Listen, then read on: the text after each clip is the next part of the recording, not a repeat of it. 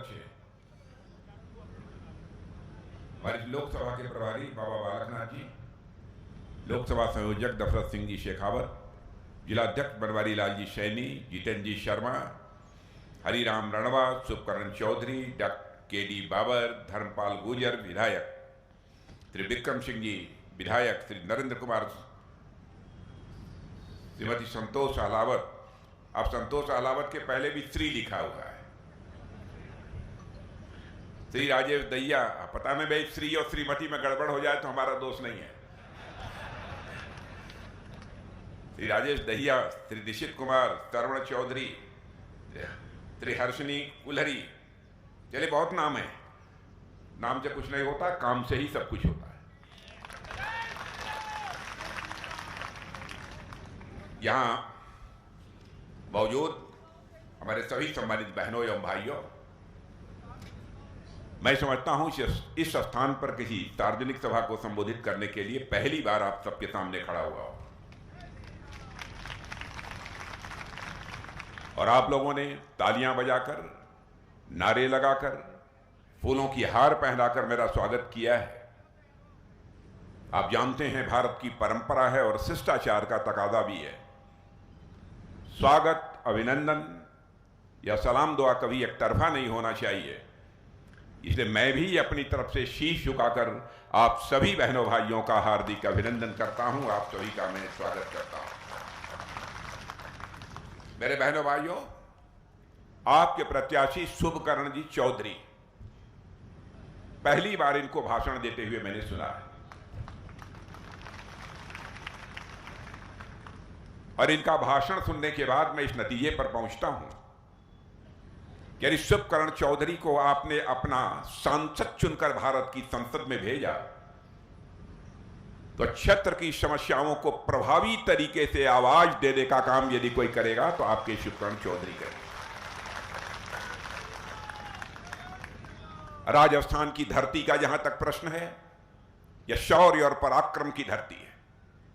कितनी गाथाएं, राणा की कहें, मीरा की कहें, पन्नाधाय की कहें, भामाशाह की कहें। मैं तो कभी कभी कहता हूं यदि परिचय करना है राजस्थान से तो राणा की शक्ति, मीरा की भक्ति, पन्नाधाय की युक्ति और भामाशाह की संपत्ति, इससे पूरे राजस्थान का परिचय हो जाता है। अद्भुत धरती है। आज के कुछ महीने पहले जब राजस्थान विधानसभा के चुनाव हो रहे थे तब भी कई सार्वजनिक सभाओं को संबोधित करने के लिए मैं राजस्थान आया और 4 महीने के बाद फिर आ रहा हूं। बहनों भाइयों, मुझे तो लगता है कि बार बार चुनाव का होना यह उचित नहीं है।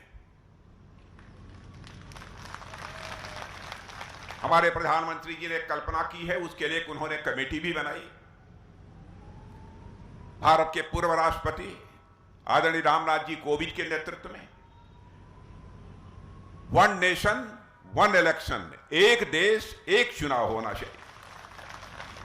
यदि चुनाव होने हैं तो सारे देश के विधानसभाओं का और लोकसभा का चुनाव एक साथ करा दीजिए और फिर ग्राम पंचायत से लेकर ऊपर तक, जिला पंचायत तक, नगर पालिकाओं के सारे चुनाव देश में एक बार करा दीजिए। सारे चुनावों से छुट्टी।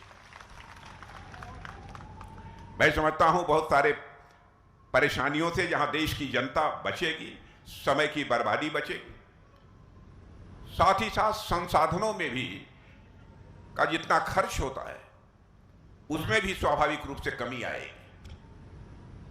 और मैं समझता हूं कि राजस्थान की जनता इस संबंध में बहुत ही गंभीरतापूर्वक विचार करे। यदि वह सहमत हो तो यह देश 1 नेशन 1 इलेक्शन के लिए तैयार है। मेरे बहनों भाइयों, आज के 4 महीने पहले जब यहां विधानसभा का चुनाव हुआ था, 5 वर्षों तक राजस्थान में कांग्रेस की सरकार थी। सरकार किस तरीके से चली है यह मुझे बताने की कोई जरूरत नहीं है। लगता था जैसा कि कानून और व्यवस्था नाम की कोई चीज शेष नहीं बची। और मैं भी उत्तर प्रदेश का मुख्यमंत्री रह चुका हूं। मैं दावे के साथ कह सकता हूं मेरे बहनों भाइयों, जब तक कानून और व्यवस्था के हालात नियंत्रित नहीं होंगे तब तक उस राज्य का किसी भी सूरत में विकास नहीं हो सकता। लेकिन जिस तरीके से भजनलाल जी शर्मा ने अपनी जिम्मेदारी संभाली है, कानून और व्यवस्था को चुस्त दुरुस्त करने के लिए उन्होंने कई प्रभावी कदम उठाए। और मुझे जो जानकारी दी गई है, आदतन जो अपराधी हुआ करते हैं, ऐसे लगभग 9,371 अपराधियों को उठाकर जेल के शिक्षों के पीछे डाल दिया है। 646 इनामी जो टॉप 10 श्रेणी के जो ऐसे इनामी अपराधी थे उनको भी डाल दिया, और 1092 बदमाशों की गिरफ्तारी भी की है, और साथ ही साथ 5,295 ऐसे वारंटी थे जिनकी गिरफ्तारी ही नहीं हो रही थी, उनको भी गिरफ्तार किया है। और मैं समझता हूं कि किसी भी राज्य के विकास की पहली शर्त को पूरा करने का काम राजस्थान के मुख्यमंत्री भजनलाल जी शर्मा ने किया है। प्रशासन को सख्त होना चाहिए अपराधियों के लिए, और आम जनता के लिए बराबर उनका मस्तक नीचे झुका होना चाहिए जनता के स्वागत में। वही सरकार मेरे बहनों भाइयों चलती है। इस समय लोकसभा का चुनाव है। लोकसभा के चुनाव में सारे देश में क्या हालात हैं, समाचार पत्रों के माध्यम से आप सबको जानकारी मिलती होगी, इलेक्ट्रॉनिक चैनल्स के माध्यम से भी आपको जानकारी मिलती होगी। लेकिन मैं आपको यह बताना चाहता हूं, भारत की बात तो आप जानते हैं, मैं सारी दुनिया के बारे में कह रहा हूं मेरे बहनों भाइयों। सारी दुनिया ने यह मान लिया है कि 2024 में भारत में 2/3 मेजॉरिटी से यदि किसी की सरकार बनने जा रही है तो अब भारतीय जनता पार्टी नेतृत्व की एनडीए सरकार बनने जा रही है, और मोदी जी भारत के प्रधानमंत्री तीसरी बार बनने जा रहे हैं। और यही कारण है कि दूसरे देशों के बहुत सारे राष्ट्राध्यक्ष हमारे प्रधानमंत्री को आमंत्रित कर रहे हैं कि भाई अगले साल सितंबर में आ जाइएगा, अगले साल अक्टूबर में आ जाइएगा, दिसंबर में आ जाइएगा। सामान्यतः ऐसा पहले नहीं होता था। लोग यह मानकर चलते थे उस देश में चुनाव हो रहा है, पता नहीं किसकी सरकार बनेगी, इसलिए वहां के राष्ट्राध्यक्ष को निमंत्रण देने का कोई औचित्य नहीं है। लेकिन सारी दुनिया ने मान लिया है, चाहे जो भी हो, अब तो भारत में मोदी जी फिर से तीसरी बार प्रधानमंत्री बनने जा रहे हैं। यह लोगों का भरोसा पक्का हो गया। और जब से मोदी जी ने शासन की बागडोर संभाली है इस देश की बहनों भाइयों, आप सभी अच्छी तरह जानते हैं देश कितनी तेजी के साथ आगे बढ़ रहा है। अंतर्राष्ट्रीय जगत में भारत की प्रतिष्ठा बढ़ी है। पहले भी हम सब विदेशों में जाते थे, अंतर्राष्ट्रीय मंचों पर भी हम कुछ बोलते थे तो हमारी बातों को जिस गंभीरता पूर्वक लिया जाना चाहिए वह नहीं लिया जाता था। लेकिन आज यदि अंतर्राष्ट्रीय मंचों पर भारत कुछ बोलता है तो सारी दुनिया कान खोलकर सुनती है कि भारत बोल क्या रहा है। यह भारत का स्टेज है, यह भारत का कद सारी दुनिया में बड़ा है। भारत को लोग मानते थे गरीबों का देश है। भारत को लोग मानते थे कि भले ही जनसंख्या अधिक हो लेकिन ताकतवर देश भारत नहीं है। यह लोगों की धारणा बनी हुई थी, लेकिन आज यह धारणा पूरी तरह से बदल चुकी है। आप लोगों ने पढ़ा भी होगा अखबारों के माध्यम से, मैं भी आपको जानकारी देना चाहता हूं। 2014 में धन दौलत के आकार के मामले में, अर्थव्यवस्था के आकार के मामले में, इकोनॉमी की साइज जिसे अंग्रेजी में कहते हैं, भारत दुनिया में के देशों में 11वें नंबर पर खड़ा था। क्या करिश्माई काम किया है हमारे प्रधानमंत्री ने। यह हमारा भारत 6 वर्षों के अंदर, 7 वर्षों के अंदर ही जो 11वें स्थान पर अर्थव्यवस्था के आकार के मामले में खड़ा था, वह जंप लेकर मेरे बहनों भाइयों आज 5वें स्थान पर पहुंच गया है। और इतना ही नहीं, दुनिया के बड़े बड़े अर्थशास्त्री, बहुत सारी फाइनेंशियल फर्म, आर्थिक संस्थाएं यह दावा कर रही हैं कि भाई अब इस सच्चाई को नकारा नहीं जा सकता कि 2027 प्रारंभ होते होते भारत दुनिया की तीसरी बड़ी आर्थिक शक्ति बनकर खड़ा हो जाए। अमेरिका, चाइना और भारत बचेंगे। और दुनिया के राष्ट्राध्यक्ष अब यह भी कहने लगेंगे, इसमें भी कहीं दोष मत नहीं है, 21वीं सदी यदि विश्व में किसी देश की होने जा रही है तो भारत की होने जा रहे हैं बहनों भाइयों, भारत की होने जा रहे हैं। इससे बड़े गौरव का विषय हम सबके लिए क्या हो सकता है। और सरकार के कामकाज को भी आपने देखा है। मैं तो भ्रष्टाचार की यहां चर्चा करना चाहता हूं। हमारे विधायक ये भी भ्रष्टाचार की चर्चा कर रहे थे। शायद ही कोई कांग्रेस की सरकार ऐसी रही हो जिस पर कि भ्रष्टाचार के गंभीर आरोप न लगे। सब तो सब भ्रष्टाचार के आरोप इस सीमा तक लगे कि सरकार के मंत्रियों को जेल की हवा खानी पड़ी। मंत्री रहते जेल की हवा खानी। लेकिन मैं दावे के साथ कह सकता हूं, 10 वर्षों का समय हम लोगों का भी गुजरा है मेरे बहनों भाइयों। विरोधी क्या, दुनिया का कोई व्यक्ति उंगली उठाकर नहीं कह सकता कि हमारी सरकार के दामन पर एक भी भ्रष्टाचार का कोई दाग लगा। कोई नहीं कह सकता। क्या कारण है, जब कांग्रेस आती है तभी भ्रष्टाचार बढ़ता है? क्या इनका चोली दामन का संबंध है?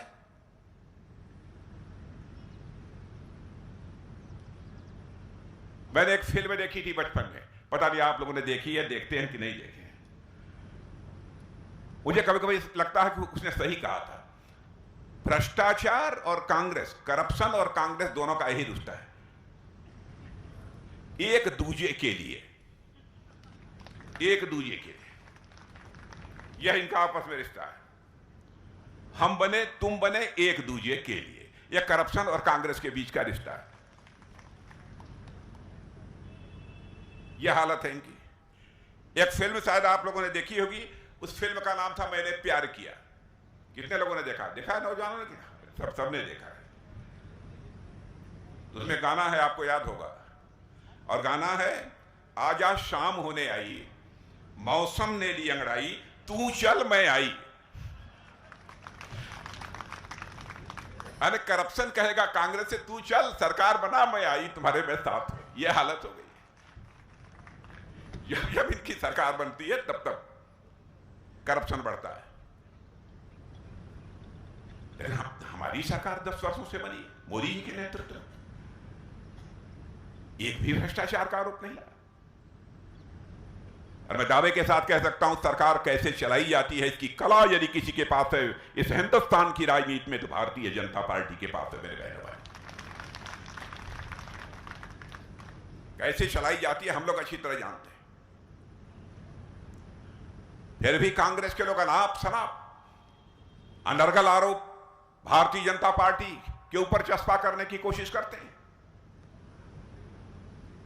जिस तरीके से सामाजिक सशक्तिकरण के लिए, यानी सोशल इंपावरमेंट के लिए हमारी सरकार ने काम किया है, कोई कल्पना भी नहीं कर सकता। क्या कभी किसी ने सोचा था कि वह भी दिन आएगा कि भारत में कोई ऐसा प्रधानमंत्री होगा जो कहेगा कि भारत में रहने वाले एक भी व्यक्ति ऐसा शेष नहीं बचेगा जिसकी छत पक्की न हो मेरे बहनों भाइयों। और यह करके दिखा दिया। और मैं आज आश्वस्त आपको करना चाहता हूं, यदि कोई ऐसा बचा होगा तो उसको भी पक्का छत मुहैया होकर रहेगा। राजस्थान की हालत तो मैं जानता हूं, मैंने प्रत्यक्ष अपनी आंखों से देखा है। यहां की माताओं बहनों को पानी लेने के लिए मीलों दूर जाना पड़ता था। घड़े पर घड़ा भरा हुआ पानी लेकर आते हुए राजस्थान की माताओं बहनों को हमने देखा। पहली बार किसी संवेदनशील प्रधानमंत्री ने यह सोचा है कि हिंदुस्तान का एक भी घर शेष नहीं बचना चाहिए जिस घर में नल के माध्यम से जल न पहुंचे। शौचालय सरकार बनाएगी। जब यह फैसला लेने के बाद इसकी घोषणा हुई तो कांग्रेस के लोग कह रहे थे, आप लोग शौचालय बनवाने के लिए आए? क्या बहनों भाइयों, गरीब माताओं बहनों की इज्जत नहीं होती? क्या उनके लिए शौचालय नहीं चाहिए? लेकिन हमारी सरकार ने घर घर में शौचालय बनवाए।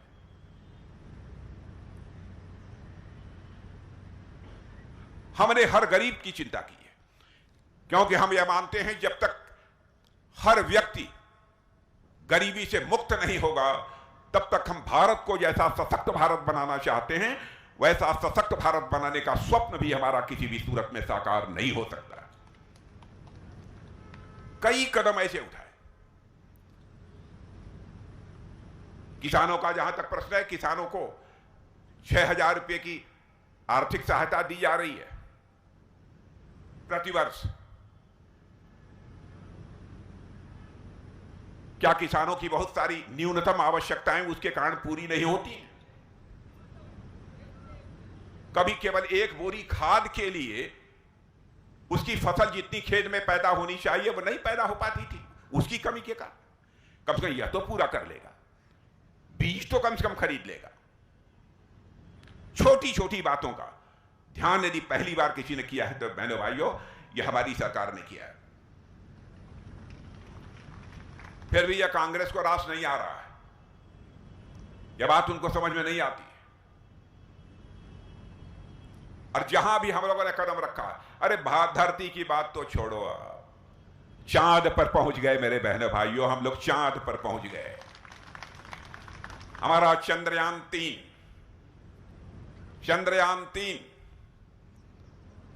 वह जो है चंद्रमा के साउथ पोल दक्षिणी ध्रुव पर पहुंचने वाला यह पहला देश यह भारत बन गया है सारी दुनिया में बहनों भाइयों। यानी विज्ञान और तकनीक के क्षेत्र में भी हम कितनी तेजी के साथ विकास कर रहे हैं। हमको असफलताएं मिली हैं, ऐसा नहीं है कि हमको असफलताएं नहीं मिली। मुझे याद है कि हमारे वैज्ञानिक जब चंद्रयान 2 को चंद्रमा पर भेजना चाहते थे, उसकी लैंडिंग कराना चाहते थे लैंडर की, तो वह कामयाबी नहीं मिल पाई। आपको आश्चर्य होगा कि हमारे सारे वैज्ञानिकों के आंख आंसुओं से डबडबा गए। एक स्थान पर तो मिसाइल का परीक्षण हो रहा था, मिसाइल का उस सेंटर पर रक्षा मंत्री होने के नाते मैं गया था यह देखने यह हमारा सफल कार्यक्रम होता है कि नहीं होता है। बहनों भाइयों, लगभग 150, 200, 250 वैज्ञानिक उस प्रयोगशाला में, उस लैबोरेटरी में बैठे हुए थे और जो ही वह मिसाइल छोड़ा गया सफलतापूर्वक वह आगे बढ़ता जा रहा था। कहीं पर कोई उसका एक भाग जो उससे बाहर निकलना चाहिए था नहीं निकल पाया। उस समय का दृश्य मैंने देखा कि हमारे सारे वैज्ञानिकों के आंख आंसू से भर गए, आंखें डबडबा उठी, रोने लगे। घंटे 2 घंटे रुककर मुझे उन्हें सांत्वना देनी पड़ी, ढांढस देना पड़ा। ऐसे ही चंद्रयान 2 जब चंद्रमा के साउथ पोल पर नहीं पहुंच पाया तो हमारे प्रधानमंत्री ने क्षण भर की देर नहीं लगाई, वो सीधे वैज्ञानिकों के पास गए और उन्हें सीने से लगाकर उनकी पीठ थपथपाई थी मेरे बहरे भाइयों। तब जाकर हमारा यह चंद्रयान 3 चंद्रमा के चंद्रमा के साउथ पोल पर लैंड कर पाया। देश के प्रति मन के अंदर एक तड़पन होनी चाहिए, देश के लिए कुछ कर गुजरने की मन के अंदर टीस होनी चाहिए, वही इस काम को कर सकता है। यदि मैं सारी चीजों की चर्चा करूंगा तो बहुत लंबा समय लगेगा। लेकिन आप सोचते होंगे कि आप रक्षा मंत्री हैं, मुझे रक्षा के बारे में बतलाइए क्या होगा। अब कांग्रेस का यहां तक सवाल है, यदि हमारे यहां से सर्जिकल स्ट्राइक और एयर स्ट्राइक होती है तो उस पर भी यह सवाल या निशान खड़ा करते हैं। मैं कांग्रेस के लोगों से पूछना चाहता हूं, क्या हमारे देश के सेना के जवानों के शौर्य और पराक्रम पर आपको संदेह है? क्यों बार बार आप देश के सेना के जवानों के शौर्य और पराक्रम पर आप सवाल या निशान लगाने की कोशिश करते हैं? दुनिया के सारे देश जिस सच्चाई को स्वीकार कर रहे हैं, ये कांग्रेस के लोग मानने को तैयार नहीं। बहनों भाइयों, यह संदेश साफ है, भारत अब ये कमजोर भारत नहीं रहा है। भारत एक दुनिया का ताकतवर देश बन चुका है।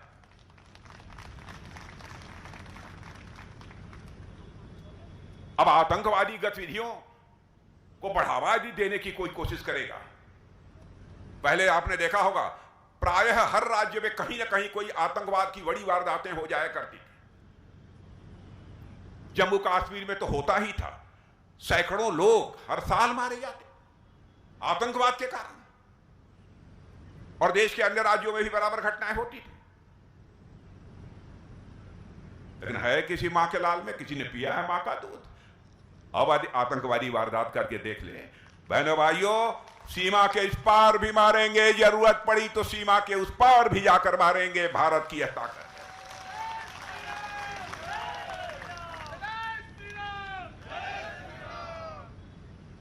रक्षा मामलों में भी हम भारत को स्वावलंबी बनाना चाहते हैं, लेकिन किसी पड़ोसी देश को परेशान करने के लिए नहीं। हमारे अटल बिहारी वाजपेयी जी कहा करते थे, प्रधानमंत्री, याद रखना चाहिए, जिंदगी में दोस्त बदल जाते हैं लेकिन पड़ोसी नहीं बदलता। बहनों भाइयों, हम हर पड़ोसी देश के साथ अच्छे रिश्ते बनाकर रखना चाहते हैं, लेकिन अच्छे रिश्तों का नाजायज लाभ भी तो नहीं उठाया जाना चाहिए। हम इसे कैसे बर्दाश्त कर सकते हैं? अभी शुभकरण जी चर्चा कर रहे थे डिफेंस एक्सपोर्ट की। कल्पना करिए, गोली या गोला वो भी विदेशों से हम लोग मंगाते थे, लगातार 60-70 साल से मंगाते रहे, कभी किसी सरकार ने कोई चिंता नहीं की। क्या भारतवासियों के पास वह स्किल नहीं थी? भारत के नौजवानों के अंदर वह हुनर नहीं था? क्यों नहीं हमारे देश के नौजवानों के हुनर पर, उनकी स्किल पर कांग्रेस के लोगों ने भरोसा किया? और 2014 में जब पहली बार सरकार बनी थी तो 600 करोड़ रुपए का एक्सपोर्ट होता है, 600 करोड़। और बहनों भाइयों, जल्दी से ही हम लोग ने छलांग लेकर 21,000 करोड़ से अधिक पहुंच गए। और भी किया है, लेकिन अभी बताएंगे नहीं, जल्दी वो अभी आज बढ़ी हुई खबर भी आ जाएगी।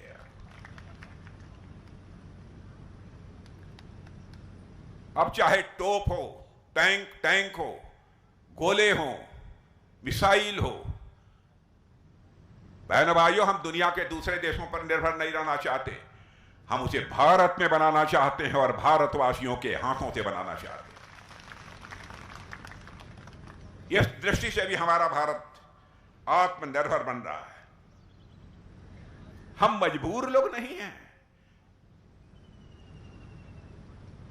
राजीव गांधी जी जैसे एक बार मजबूरी व्यक्त करते हुए उन्होंने नहीं कहा था हम क्या करें, प्रधानमंत्री थे, हम की नीयत पर सवालिया निशान नहीं खड़ा करते। हमारे जैसा व्यक्ति किसी प्रधानमंत्री के खिलाफ कभी नहीं बोलता, चाहे किसी पार्टी का, क्योंकि मैं यह मानता हूं प्रधानमंत्री व्यक्ति नहीं होता है, संस्था होता है। उसकी बहुत कटु आलोचना नहीं की जानी चाहिए। नीतियों को लेकर मतभेद हो सकता है, उस पर चर्चा करिए, इसमें कोई आपत्ति नहीं। लेकिन राजीव गांधी जी ने कह दिया, क्या करें, हम ऊपर से 100 पैसा भेजते हैं, लेकिन नीचे पहुंचते पहुंचते बामुश्किल 14 पैसा लोगों की जेबों में पहुंच पाता है। यानी 86 पैसा भ्रष्टाचार की भेंट चढ़ जाता है। अब बेचारे राजीव गांधी कुछ क्या, बाद में कांग्रेस की सरकार भी कुछ नहीं कर पाई। इस चुनौती को पहली बार यदि किसी ने स्वीकार किया तो हमारे प्रधानमंत्री मोदी जी ने स्वीकार किया। और मुझे याद है कि पहली सरकार बनने के बाद जो बैठक प्रधानमंत्री जी ने दी थी, उस बैठक में गृह मंत्री होने के नाते हम भी मौजूद थे। मैंने पूछा कि मोदी जी, ये जो बैठक बुलाई है आपने खाता खोलने के बारे में, सर इससे क्या लाभ होगा? कह राजनाथ जी, मैं बताऊंगा थोड़ी देर बाद बैठक के बाद। बहनों भाइयों, उसका करिश्मा मैं देख रहा हूं।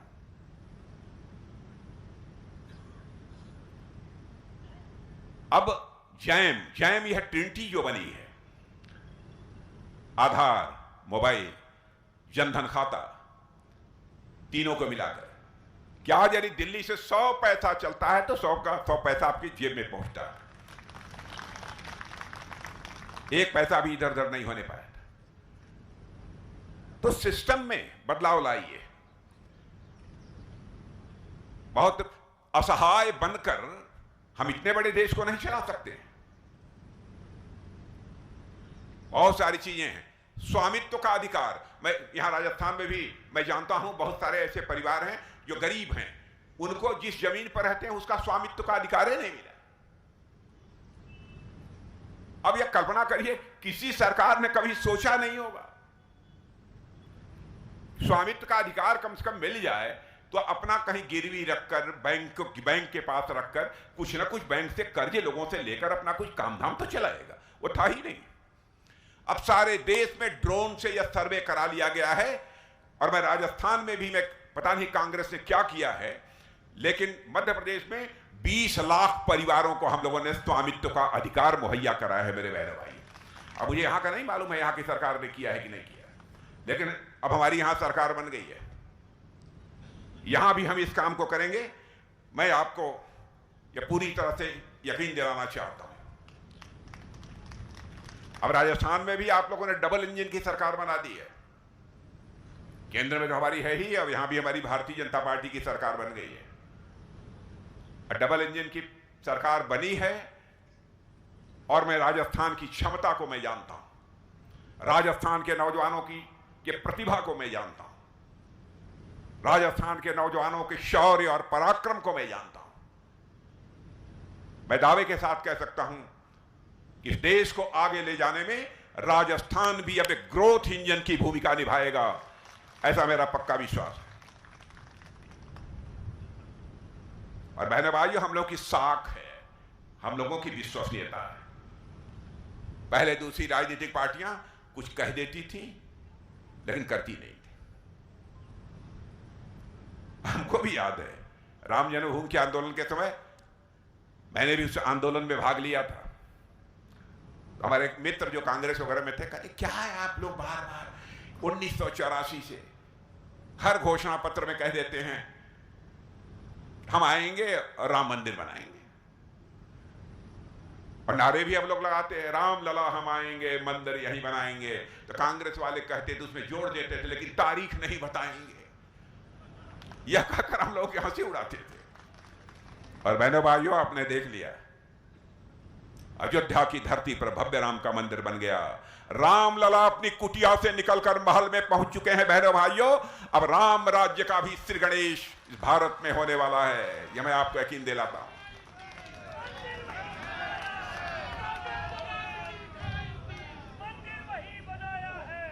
ये कांग्रेस के अध्यक्ष जी हैं, अच्छे आदमी हैं, उनकी मैं आलोचना नहीं करता। कांग्रेस के राष्ट्रीय अध्यक्ष आए थे भाषण देने, कहा ये मतलब 370 से राजस्थान का क्या लेना देना। क्या मति मारी गई है इन लोगों की, क्या बुद्धि मारी गई। अरे हम लोगों ने कहा था जिस दिन संसद के दोनों सदनों में हमको स्पष्ट बहुमत मिल जाएगा, उस दिन जम्मू कश्मीर की धारा 370 समाप्त करने से दुनिया की कोई ताकत हमें रोक नहीं पाएगी। करके दिखा दिया। आज जम्मू कश्मीर का वही दर्जा है जो हिंदुस्तान के अन्य राज्यों का दर्जा है। वो कहते हैं कि राजस्थान का 370 371 से क्या लेना देना। कल्पना करिए, क्या ये लोग देश चलाएंगे, क्या देश बनाएंगे। अब 3 तलाक का कानून था, कहते थे अब ये तो मुस्लिम समाज का मामला था, आपने इसमें क्यों हस्तक्षेप किया, कहां आपको संविधान इजाजत देता है, क्या तमाशा है। मैं कांग्रेस के दोस्तों से बतलाना चाहता हूं, चाहे कोई हिंदू हो, मुसलमान हो, ईसाई हो, पारसी हो, यहूदी हो, भारत में रहने वाली किसी भी धर्म को मानने वाली हमारी जो भी महिला है, माता है, वह हमारी बहन है। यदि उसके इज्जत अजमत के साथ कोई खिलवाड़ करने की कोशिश करेगा, उसके मौलिक अधिकारों पर ही कोई चोट पहुंचाने की कोशिश करेगा, बहनों भाइयों, और कोई स्वीकार कर ले, लेकिन भारतीय जनता पार्टी किसी भी सूरत में स्वीकार नहीं करेगी। इसी सोच के आधार पर हम लोगों ने 3 तलाक को छुट्टी कर दी। शादी कर रहे हैं आप, और आप 10 दिन के बाद तलाक तलाक तलाक 3 बार बोलकर छुट्टी कर देंगे, क्या होगा उसका। यह साहसिक कदम उठाने की कुवत यदि किसी के अंदर है मेरे बहने भाइयों, तो हमारे प्रधानमंत्री मोदी जी के अंदर है, मैं विश्वास के साथ कह सकता हूं। अब देश आगे बढ़ रहा है, मैं आप लोगों से भी अपील करना चाहता हूं, आप लोगों का समर्थन प्राप्त होना चाहिए। और हमारे शुभकरण जी एक अच्छे वक्ता हैं, कहां है शुभकरण जी? अरे आप कब से भाषण सीख लिया?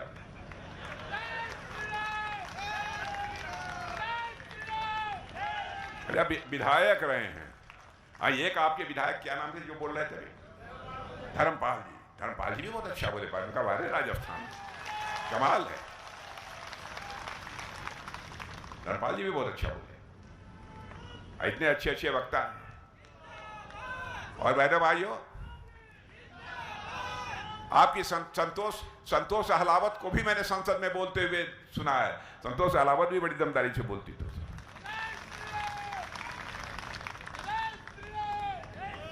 तो मैं समझता हूं कि इनको अब वो समय आ गया है कि कितना कितना कितना, फिर से बोलिए कितना। 400। चलिए, आप लोग कह रहे हैं तो आप लोगों की बातों को कौन टालेगा। 400 पार ही सही।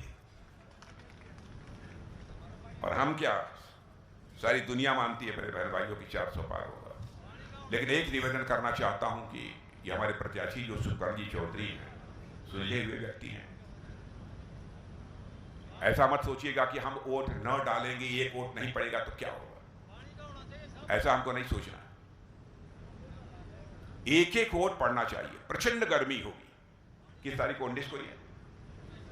19 को ही है। प्रचंड गर्मी होगी। अब इसी समय इतनी गर्मी है राजस्थान में, तो और आज के 10-12 दिन के बाद क्या हालत होगी। बहनों भाइयों, सुबह पहला काम मैं माताओं बहनों से भी अपील करूंगा, और आप विशेष रूप से नौजवानों से अपील करना चाहता हूं, बुजुर्गों को भी सहारा दीजिए। उनको लेकर मतदान केंद्र तक जाइए, और जहां भी कमल के फूल का बटन दिखाई दे, कमल के फूल का बटन दबाइए और भारत का मस्तक सारी दुनिया में ऊंचा करिए। यही आप सबसे अपील करते हुए अपना निवेदन समाप्त करता हूं। आप सबको बहुत बहुत धन्यवाद। बहुत बहुत